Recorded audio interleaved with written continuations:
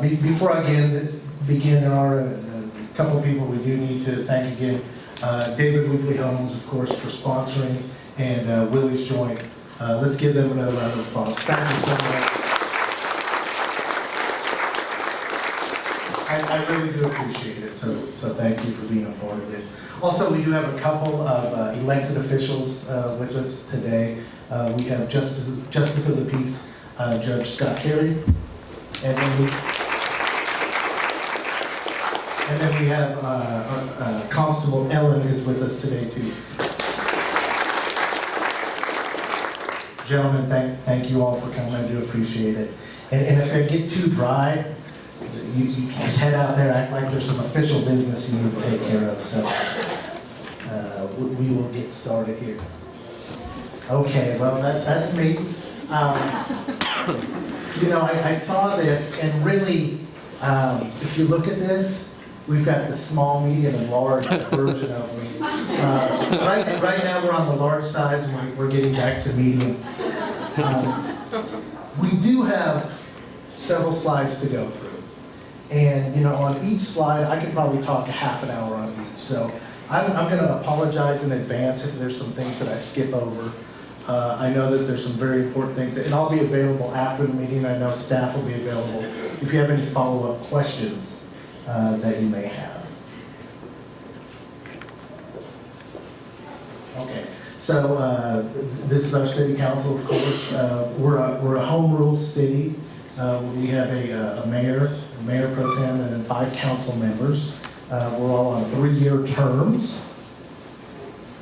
And this is our management staff. And can our management staff please stand up? Mr. Williams, Mr. Grau, and Mr. Sparks, please. Let's give them a round of applause.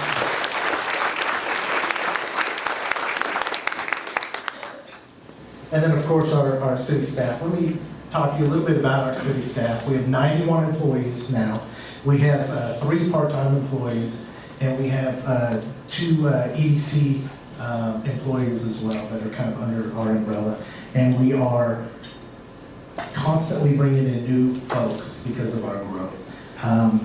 Would all the staff members that are here today, would you please stand and thank you for coming?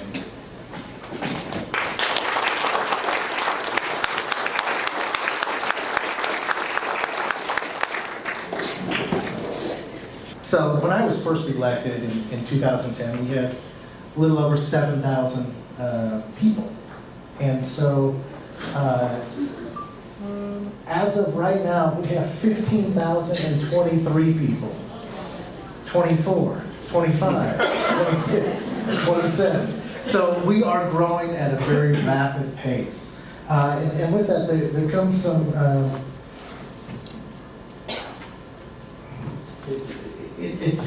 there's good and bad that comes with that, obviously.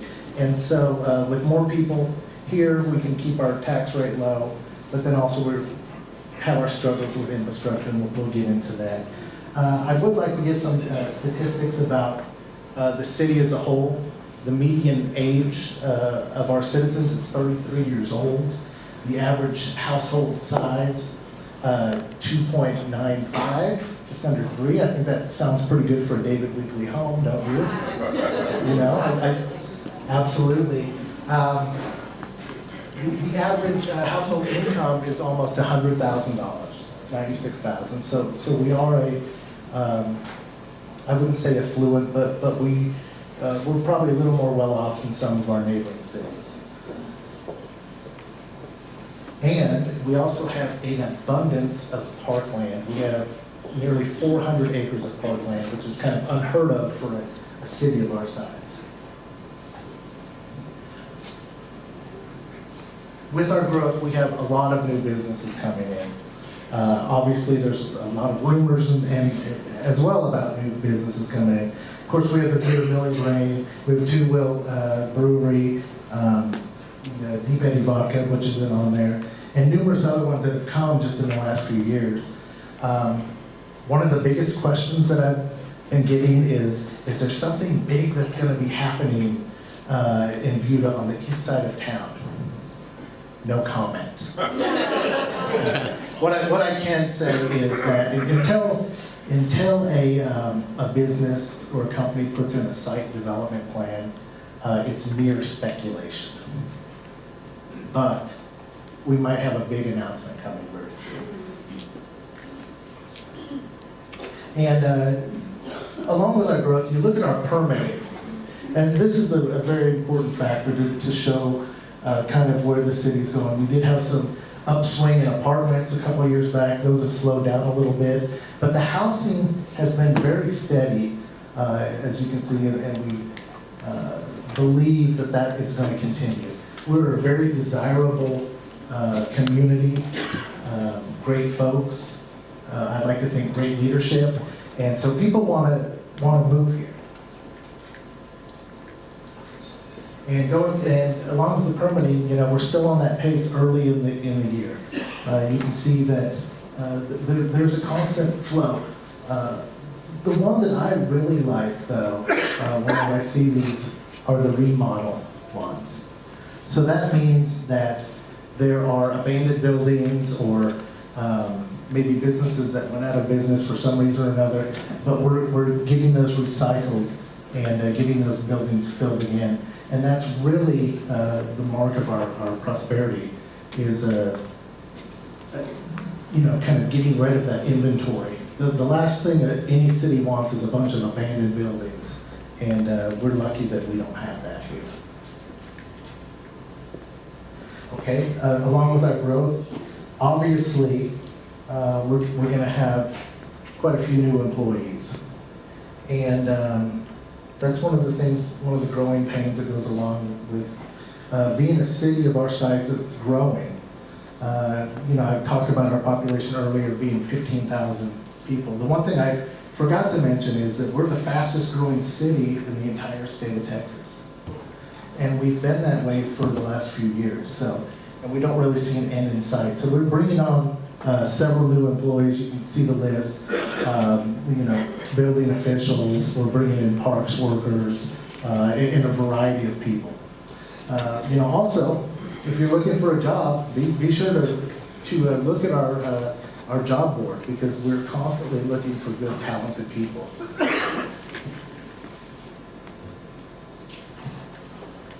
Okay, downtown. As Jeremy mentioned, I live downtown, so downtown is very, very important to me. And there's kind of been a renaissance happening downtown. For any of you that have lived here for any number of years, you really know that things are really happening, and they're happening very quickly. We've got several new businesses. We've got the Cigar Vault, Buda Milling Grain, among others. And then also, we are going to have a pizzeria that's going to be opening at the former Nona Gina's building. So look forward to that. The other thing, too, about these local businesses, and I know I don't have to tell you, but make sure that you tell your neighbors, these are the type of businesses that we need to patronize, and we need to spend our money locally, because they truly are our neighbors. And the Main Street program. Let me give a little history. I believe there's a video that goes along with this. Buda is one of 2 Texas towns chosen as a 2017 Main Street community, joining a very select group with just 89 others.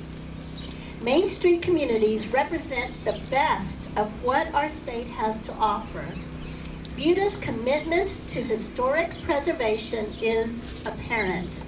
The majority of the buildings we are surrounded by today were built between 1900 and 1939, and your downtown is already designated as a National Register Commercial Historic District. It is clear that Buda knows the importance of a historic yet vibrant downtown.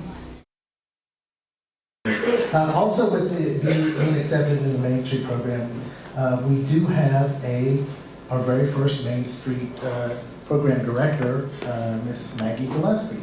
And I think I saw you, Maggie. Let's give Maggie a round of applause. And I know many of you have already met Maggie, and I know she's going to be working with a lot of the local merchants on really trying to make this program be the best that it can be.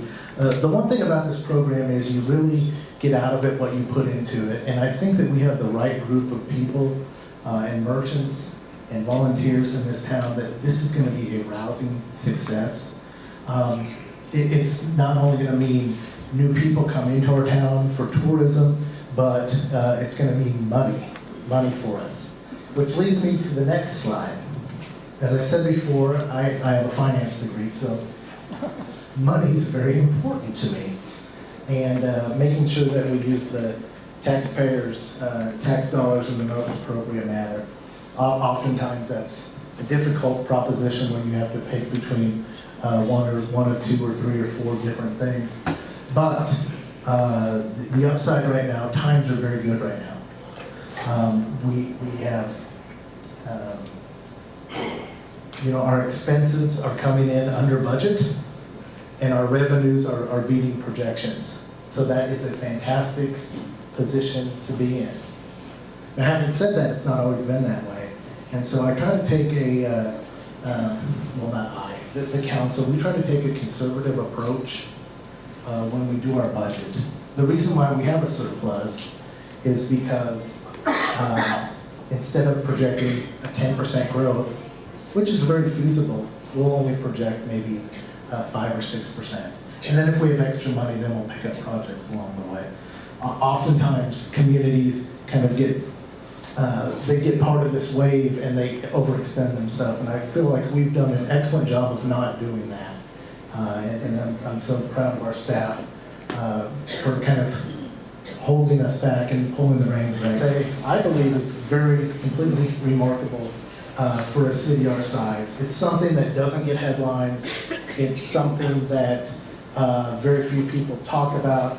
But I want you to know that when I came on board in 2010, our audits were messy, to say the least.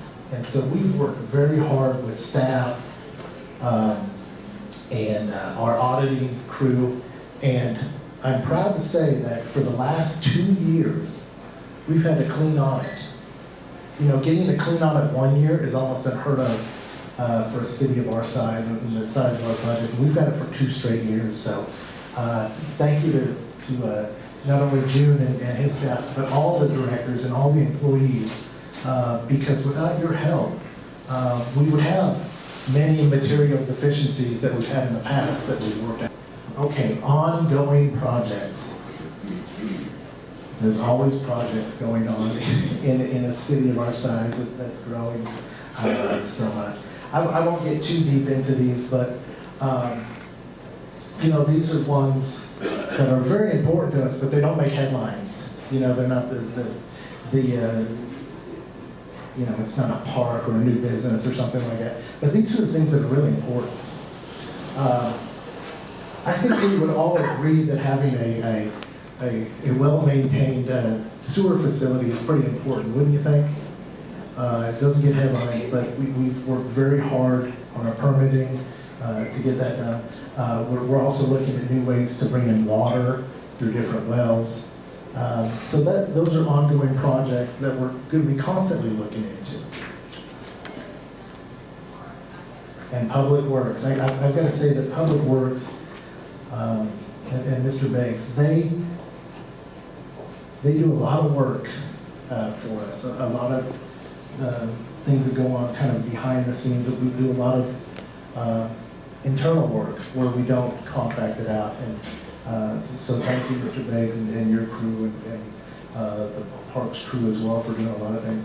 But instead of contracting these out, oftentimes we do projects like this, like the culverts and the channeling, that look like pretty darn big projects to me. Also, we do have, one of the things that we did, and this is back many years ago coming out of the recession, is we came up with the idea, and it's not a new idea by any means or one that we invented, but to do more with less. And so we were able to hire a lot of really good people, and we were able to finance the different tools and implements so we can repave our own roads now. We don't have to. So if it's a small enough project, you're going to see actual city crew out there doing that work for us. And that has really resulted in a tremendous savings to the city. Okay, parks and recreation. It's so funny because as the mayor, like I said, I could talk about any one of these subjects for an hour or more, and you know, parks are obviously very important to me. And have any of you been out to the dog park yet with your dogs? Okay, good. Well, I thought maybe a few, because I was like, okay, good, because my dogs like to bark at everybody out there, so I wanted to make sure that they were behaved ready. But there's constant parks projects going on, and you know, many of you have followed us up to the Capitol when we were working on some legislation, and so we were pushing for some legislation for our hotel tax that we can use in our park. It looks like that's going to be signed, if it hasn't been signed already. So that's going to free up money and give us more flexibility as we grow our parks. As I said earlier, we have 366 acres of parkland in the city, which per capita is amongst one of the highest really in the state. And so it's one thing to have those parklands, but we want to be able to maintain them and to beautify them and to make them places that people want, not only our citizens want to go to, but really attractions to bring people in from out of town. Scenic City Award. So we've had this award a couple of times, and this is really, more than anything, we have this because of our staff. Is the reason we have this. You know, obviously we fill out the paperwork to present it, but you know, when you have the men and women that are mowing the lawns out there when it's 100 degrees and picking up trash, and they're the real reason why we get an award like this. You know, it's nice that I get to go up to go up to Austin and accept this award on behalf of the city, but our staff really takes to heart that we want to keep our small town feel, and we want to be a beautiful city, and this is just testament to that. Okay, the library. Okay, I better talk for a while here. No, our library is great, and I think one of the things that was, I'm not sure if it was mentioned in my opening, but libraries are very, very special to me, and education is very special to me. My mother was a elementary school teacher. My mother-in-law is a retired librarian. My sister is a elementary librarian for 30 plus years, although she wants to be referred to as a media specialist now. She doesn't want to be a librarian anymore. I don't know. But so, very important to me, and I was vice president of the Friends of the Buda Library for a couple of years, and it kind of was kind of my springboard into becoming an elected official here. And I do want to give one little plug for the Friends of the Buda Library.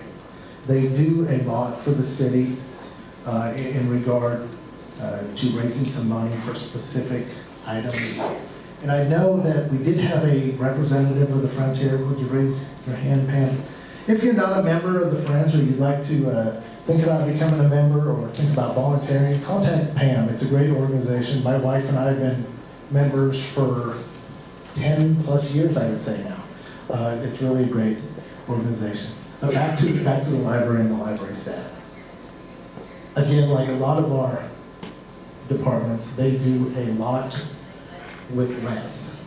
And we're very appreciative of everything that they do. If you just look at the circulation numbers, you look at the programs that are in place, you look at the kickoff and the participation that they had for the summer reading program, I guess about a week and a half ago, it's tremendous. I know Melinda does a very, very good job with her staff and limited resources, so thank you. Okay, public safety. we're getting a new police station. Did y'all know that? Everybody knows that? Captain, are you ready for that new police station? I thought you were. Police obviously are a very important component to our city. They keep us safe, they keep order for us. But really, they're ambassadors for our city. They may be the only contact someone ever has with someone from this city. And I think we have a very professional, honest police force that I think we can all be very proud of. Getting to some of the statistics, and obviously we're a growing force, so we're going to be hiring more people. We've got 3 new officers, a mental health officer grant that we received last year, so we've got that position on board. But then they also help out with things like National Night Out, the Blue Santa. Has everybody heard of the Blue Santa? Okay, if you haven't heard of the Blue Santa, you need to hear about the Blue Santa, because it is really a great and unique program that really shows kids and families of wonderful holidays where they may not have that without our help, or without Blue Santa's help. They also run a kind of a back-to-school campaign as well to help people, to help children, getting backpacks and paper and pencils and all that stuff. Those things when we're growing up that are very important, where it's very important to fit in. And we, or the police department, the Blue Santa program, really help fill that gap. So that's another program. I don't mean to plug a lot of programs here tonight, or today, but that's another one that's worthy of your time and effort, and maybe even a small donation. Okay, tourism. So we have our tourism department, and through the tourism department, obviously the director, she tracks all the different events that are coming into town. But beyond that, through that fund, we were able to get all the Wayfinder signs. Has everybody seen the Wayfinder signs in town? We went with kind of a classic, kind of old town look, and I think they're really beautiful. Mrs. Gonzalez's job is really to promote the city, and I think she does an excellent job of it with a very small staff.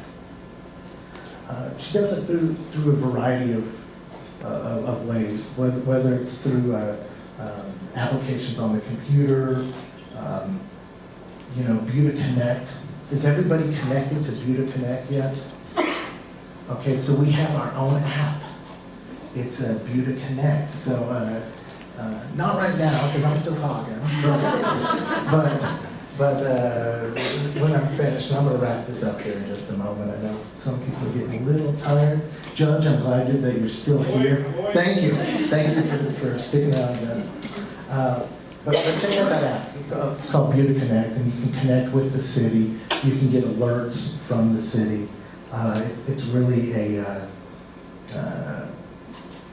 fantastic thing for our city. Okay, and so public information. This kind of dovetails with the Buda Connect. We also have an app called Notify Me that you can sign up for, where they'll give you all kinds of updates from the cities, if there's job openings, if there's a meeting, you'll get the agendas for the meetings. Really, what it does is it spreads our message for us. Before we had this office in place, it may take a day or two to get a press release out. And as you know, the way a news cycle works now, it's a 24-hour news cycle. So David and staff and Mr. Williams have really been on top of that. I think it's been very beneficial to our city, so thank you, David. Okay, we've just got a few more slides. I'm going to go through these pretty quickly. These deal with our bond propositions, 2014. Most of you know that we're building a new city hall, library, and a police station over on Main Street, right? And so every time you drive by that, you see improvements every time that you drive by. It's coming together very, very quickly. And so City Hall is going to be ready next spring, it looks like, 2018. And before I get to the police station, we were able to save a historic tree. There was, well, you can clap louder than that. I think it's a good thing. I was called an idiot and a tree hugger, but I'll take that. I think this is a very worthy project, and it's right by the road, right by Willie's joint, as a matter of fact, and it's doing very well, and that tree is going to have many, many more decades in it that we can enjoy as a city. Okay, the police station, again, the police station's coming together. We do have, and we can put this on our Facebook page again, we do have a camera up at that site. You may not know about it, but there's a camera you can watch from your computer or your iPhone or your Samsung or whatever phone you have. And there's a constant camera that goes back and forth over the project. So you can actually watch it in real time what's going on. So take a look at that. And the police station's going to be done before the end of the year, which is a good thing. And I know that the men and women of our force are very much looking forward to that. Isn't that right, Captain? A little more elbow room for sure. Streets, right now we're in the planning phase for most of the street projects. The one that may be of most interest is Main Street and 967. You know, there's a bit of a bottleneck there if you've ever been through there. And so we're working on solutions to put in another lane, another turn lane, and I think that's really going to help with the traffic flow in the future. And Proposition 4, we're working on the Proposition 4, which is the draining. You know, we can never predict when there's going to be a big rain, but we want to be prepared as much as we can. So we're definitely working on those projects. And parks, I think this is the last slide. City Park is going to be having a huge overhaul through our bonds. Like I said earlier, we have legislation that's going to help out our sportsplex. If you haven't yet, on our website, again, we'll put this on the Facebook page, shows kind of the master plan of what City Park looks like, or is going to look like, and it's phenomenal. I mean, we could, now, I don't know what law enforcement is going to think about this, and it may require some additional staffing, but we could have a 10,000 person concert in the park. I mean, we could.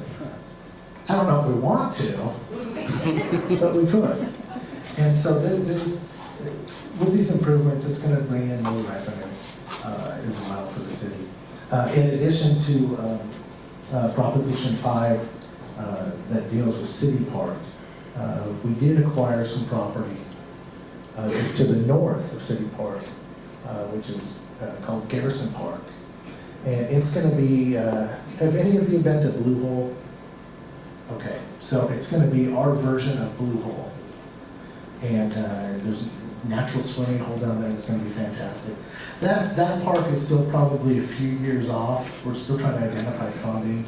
But we saw the opportunity to get that land at a real bargain, 40 acres. And we were able to preserve that land for the citizens. And last, any questions, comments? I'm going to be mad if there's not at least one. I'm going to call on somebody. Oh, Judge.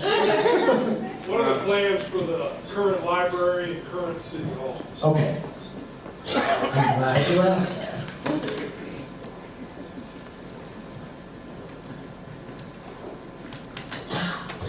To be determined. But let me get into this a little bit.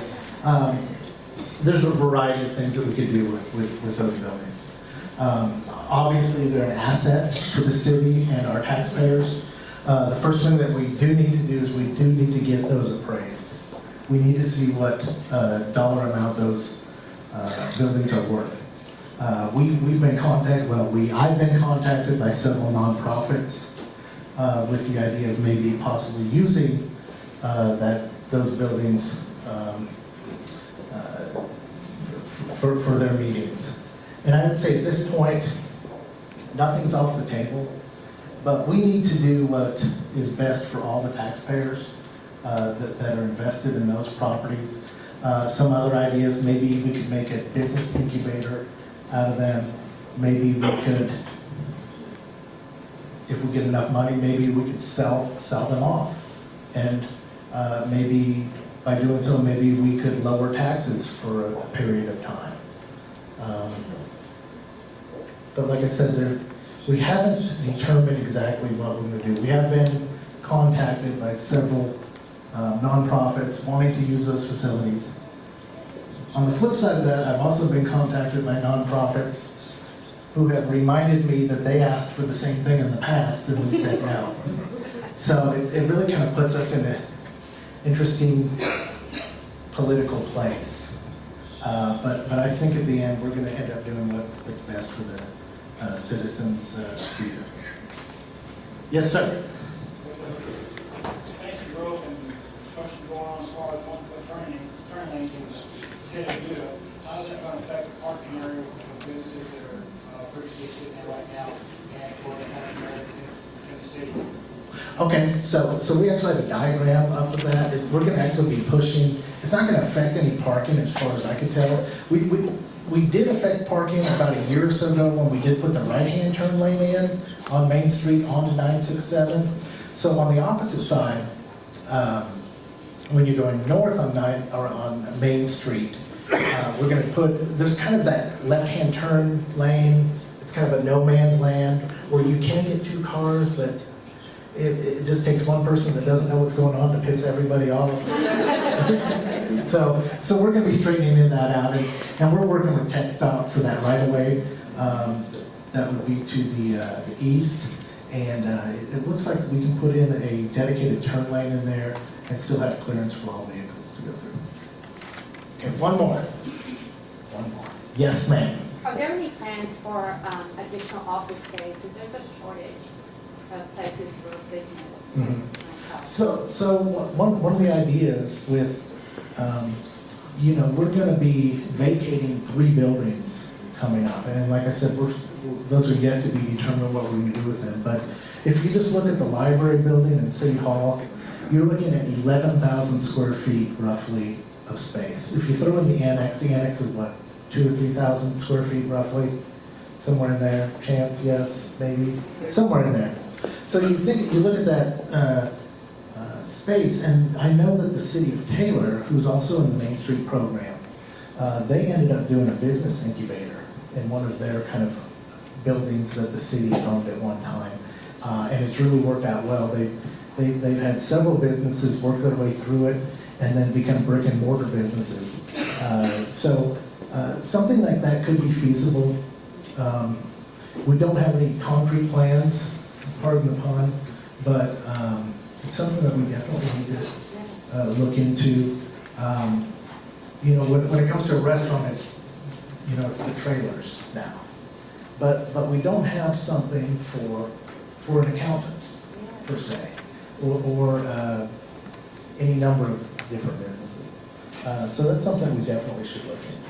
Again, thank you all for coming. David Weekly Homes, thank you. Willie's Joint Board of Directors, thank you so much for having me. JR, thank you. And for all of you for showing up, thank you very much.